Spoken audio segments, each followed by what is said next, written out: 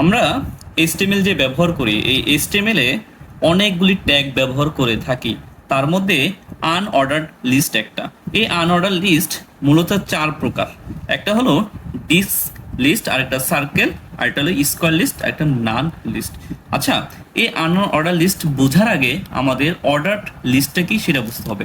আচ্ছা, আমাদের ক্লাসে ছাত্রদের সাজানোর ক্ষেত্রে আমরা কিভাবে ব্যবহার করি? রোল নাম্বার 1 2 3 ব্যবহার করি। যেমন রোল 1 2 3 4 5 6, অর্থাৎ কি ক্লাসের যে ছাত্র ছাত্রছাত্রী এদের সংখ্যাটা, মানে ওদের মেধাক্রম সাজানো হয় এভাবে ক্রমিক আকারে। এটা বলা হয় কি অর্ডার লিস্ট বলা হয় থাকে এগুলিকে।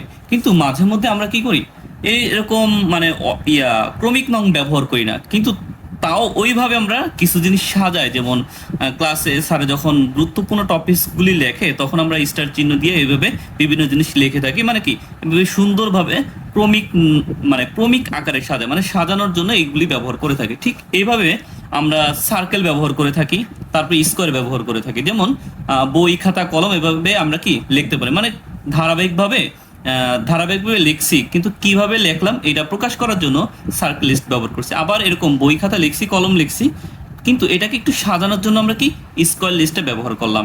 ঠিক HTML আমরা যখন করতে যাব তখন আমরা এই আনঅর্ডার লিস্টটা পাবো। তবে এই আনঅর্ডার লিস্ট HTML এর চার প্রকার। একটা ডিস্ক লিস্ট বলা হয়, এটা যেটা গোলই থাকবে কিন্তু ভরাট থাকবে।